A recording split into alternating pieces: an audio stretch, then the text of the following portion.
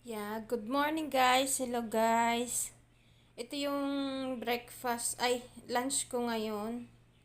Hindi pala breakfast, lunch ko ngayon. Itong lotus siya, lotus. Tapos nilagyan ko siya ng cereal. Yan guys, ang diet tayo ngayon.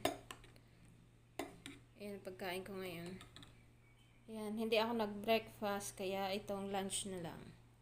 Ito ay 2 egg, tapos garlic.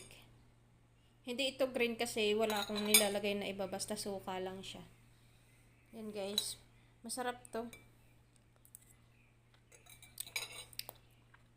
Pampababa ng pampababa ng, ba't tawag dito? Cholesterol.